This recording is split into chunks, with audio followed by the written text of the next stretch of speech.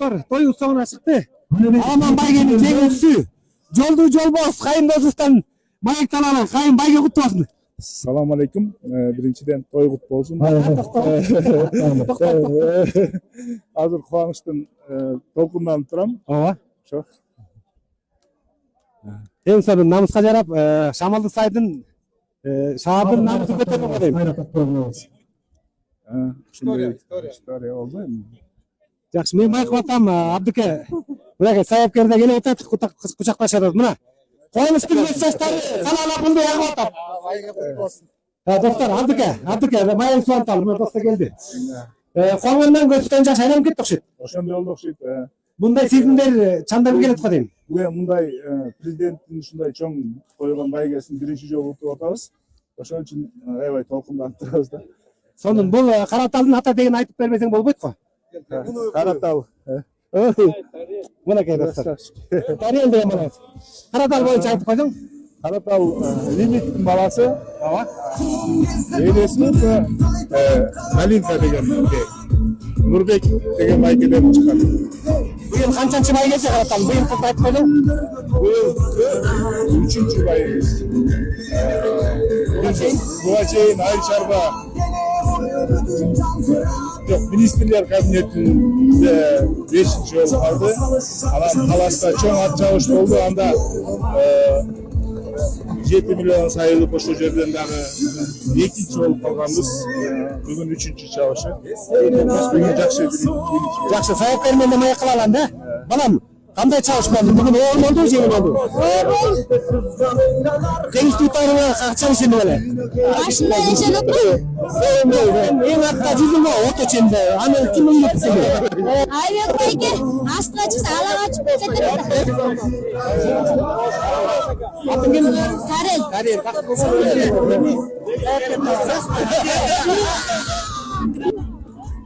Мына достор.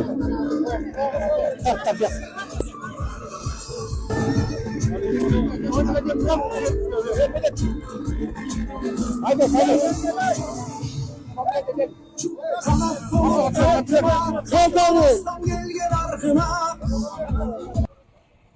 Hurmatlı cemaat, Alman Çavuş, Alman Baygen'in экинчи орун багынткан мына чемпион саяпкер, жаш саяпкер, мыкты саяпкер Алчынбек менен дагы маекти баштайлы. Алчынбек Байген куттуу болсун. Рахмат. Чемпиондун колун кармайм. Мына Алчынбек менин шакиртим деп да койсом болот. Бүгүнкү жеңиштин сезимдери кандай болуп атат? Жакшы. Бул экинчи орунду элестеттиң беле же баш Байген элестеттиң беле? Ишениң кандай эле? Баш Байген элестетип койгом. Ооба. Анан эми өз Кудайдын буйругу экен. Ашыкча бир аз тактичный ошибкалар кетип калды. Анан жолдагы бир аз өйдө ылдый болгон себептерден Аллага шүгүр бирок. Кудайга миң мәртебе шүгүр кылабыз. Жакшы. Эми 35 күлүктүн ичинен экинчи орунду алыш бул чоң ийгилик. Анан Караталдагы абдан күчтүү ат окшойт. Жакшы, бул казак-кыргызга таанымал ат бул. Жылда ошо Кыргыздын алдыңкы 3 аттын бирине илешип жүргөн аттардын бири. Эми сен саяпкер катары угуп атасың. Эми бул аттын ата тегин каяктан чыккан, анан ээси ким деген ушул боюнча элге бир маалымат берип койчу. Бул ат Ашырбек жылкы чарбазы Султан Маткеримов агасынын үйүнөн чыккан. Атасы Нахил, энеси Секвестр Мафия деген бий. Мунун энеси Мафия деген бий Россиядан келген мыкты бий болгон экен. Балалары баары күлүп туган. Муну ошо былтыр мышты кезинде барып алып келген. Аябай арык болчу. 1,5 жыл, уште 2 жылга жакын ушу мээнет кылдым ушул атка. Алла таалам ушу акыбети кайтып буйрса, байге илешип отурабыз. Сонда эми алчы. Мен азыр көрүүчүлөргө да айтып коюш керек, досторго да. Тагыраак көрүп атамбы? Бул атты сен жаңы алып келгенде бул кенеде ол жүдө дакыл түшпөгөн арык бир байкуш ат болуп турганда, баг эми көпчүлүк сүрмө топто багылып калып, көпчүлүк малдын арасында. Ана сен айтканың бар эле, ушул аттын кадыр үчүн, ушул аттын турбар экенин билип туруп, көп убакыт талап болсо дагы ушуну алып келдим деген айтканың бар эле. Ошол сен чын экениңе мен азыр мындай ыраазы болуп, сен ушуну көрөгөчтүгүңдү бир баалап турдум да. Ошону кайсы жагынан байкадың ушунун келечекте турбар экенин, ушул кичинекей арык кезинде? Бул ат өзү көрүнүп турчу, кичинекейинде мындай жеңил, сухой, негизи өзү ар бир адамга өзү бир күлүп мындай таанылат көргөндөчү. Анан Аллах Таала ушундай жүрөккө бир сезим берди, ушул атка бир аябай боорум ачыды да. Ушу ат бекер жөндөндө ошол жерде карп болуп кетпесин деп мындай алып келип багып мээнет кылдым да аябай. Аны мен көрүп жүрдүм. Туягы да бир жак туягы да бир аз стаканыраак болчу. Ошол туягын күттүк оңолгончо. Анан бул ат ушул аттардан башкача болуп турчу да өзү негизи.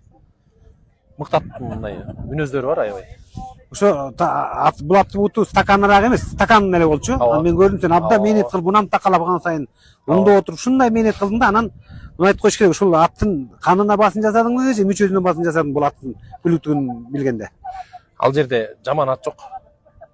Султан Байкевичтин чарбасында баардык сорттолгон бээлер. Баардыгынын канын алсаң баардыгы жакшы. Болгондо ушул ат мындай башкача көрүнчү да. Аябай жеңил болчу. Бул атты мен өзүм алайын дебей деле башкаларга деле сунуштагам. Сизге да сунуштагам. Ооба. Билесиз. Ошол буйрук экен эми. Өз чаап атабыз буйрса. Жакшы, эми сен азаматсың, мындай жаш болсоң дагы мына Султан агабыздын тилин таап, ага киши менен иштешип атасың. Анткени Султан агабыз багы өзү мыкты инсан. Көп балдар ага кишинин тилин таба албай иштеше албай койгонун да угуп атам да, бирок эми ал курчтугунан, мыктылыгынан деген деп айтам. Анан ушул экөөңөрдүн тандемиңер жакшы ишке ашып баратат. Эми келечекте пландар кандай болот? Эми ошол Султан Байкевич жакшы киши негизи эле. Ооба, түз айткан. Мындай бетке айтат да, ошон үчүн көп жакпайт да. Накта кыргыз мүнөз да. Чындыкты айтат да. Эми ар бирибизде кемчилик барбы? Бул дүйнөдө кемчиликсиз адам жок го дейм. Ар бирибиз түзөлүүнүн үстүндөбүз. Ар бир адам кемчилигин иштей берсең, анда ар бир адам менен мамиле кыла албай калабыз. Азыр мамилебиз жакшы, аттарыбыз чуркуп атат, жакшы иншалла. Султан агабызга да айта кетишибиз керек. Бул киши дагы канча бир 30 жылдан бери ушу чарбаны өнүктүрүп, унам жакшы айгырларды коюп келатат, Ооба. Эми бул жерде айгырларды айта кетсек, эми Нахил деген Селдар болсун прямой баласы. Имонза деген айгыр коюлду, Манзундун прямой баласы. Секвестр Карвинустун баласы. Бул жерде жөн селекция болуп аткан. Дари саламы бар. Окс туткан бейлер бар ал жерде. Бул жерде ошо Султан агабызга да бир ачык айтып коюш керек. Ушул ат бүлүктүн чыгышына сайыпкерчиликти селекция жумуштарына өтө мыкты алып барып атат, Эми ал кишиге чын-чынына келсек, биз 70ке чайынып калды ал кишичи. Өзү ошо бейлердин баарын жайгарып, жайып, ошонун ак мээнети го. Ушунчалардын аркасынан кышы жай безип сууктта. Биз 2-3 ат карай албай атып, өзү 70ке чыгайын деп 60-70 жыл кайдарып жүр. Мына ошонун мээнети. Куттуктайбыз. Ооба, Султан агабызды дагы чын жүрөктөн куттуктайбыз. Эми Султан агабыз да абдан мээнети жанып, мына кубанычы чексиз болуп аткан чыгар. Ушу ишке келген эмки пландар кандай? Эмки буйруса атыбыз аябай бул жерге чабыштан кийин состояниясы жакшы, аябай даяр болчу. Атыбыз билип эле келгенбиз. Болгону Каймакеге буйрук куттуктайм. Теге бирөө айтып жакшы. Султан агабыз дагы ушу күлүктөрдү бир жылда бир 2-3 жолу чаап коймой өзүнүн билгени бар да. Эми чабасыңарбы мындан ары же быйылкы сезонду жаптыңарбы? Жок, атыбыз эми келди тапка. Эми бир чабабыз буйруса. Мен ойлоп атам, ушу Ош шаарында 5-октябрда өтө турган чоң байге болуп атат. Ушул жака божолдойсуңарбы? Кудай буйруса. Маны көрөбүз жатабыз эми, шип менен акылдашып. Атыңды көрдүм. Жетелеп баратма байге өткөндө бир нерсеге тарынгандай булкунуп, унан сени ийни менен түртүп ийип жер чапчып баратты. Ат ушу эметип отур, жулкунуп отур аябай. Тарынып отурбу?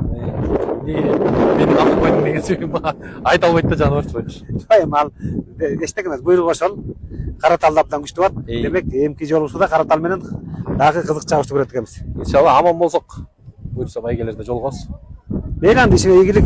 Сиздики да байгеңиз куттуу болсун. Меники дагы ийгиликтүү болду, Кудайга шүгүр. Рахмат. Анеме экинчи келген байгелер болду. 724 миң сом акчалай байгеси. Миналы жиглону менен намыс аттуу бүлүк келди. Саяпкери Алчынбек Кожомуратов медал табууну болчу. Кысырата району Чүй облусу 724 миң сом акчалай байге. Намыс аттуу бүлүк эми буйругулаш улаа дегенде кишилер ортосунда бир дагы токтолду. Байырып болsun. Aleme 3. baygeni ordu iyileyen 543 bin son akçalay baygesi. 3. uğurluk Çalınma doğrusu Aksaray'dan gitken Nurbekat Bakay'ın gidin attığı bölümü Sayapkeli Şapşı İmaniyev kolçalılar ve dostlarımızlar. 4. erken bölüm 368 ilk son akçalay baygesini Uzakbayev Ulubek Şulkar attığı bölümü Ana sorumlusu 5. bayge 181 bin sabahçılar baygesi. Canlama doğrusu.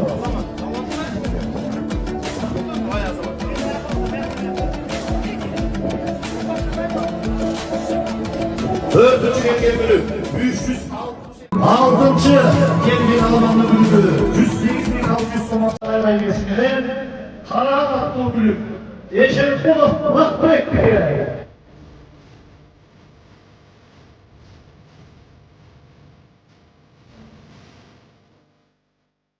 Aradan ötse bayge var. 7. bayge var. 7. genattan.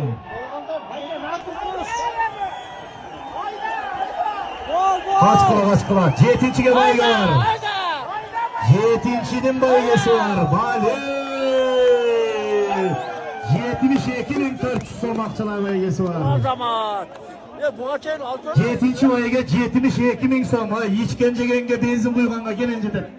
7. gerilen Alman'dan bölüm, Alas Obus'tan lider attı bölüm. APS'i Orazali Azat Kolçavular'ın Alman'ın 70 uğurlu 72.400 sonaklarına geçirme sertifikatı.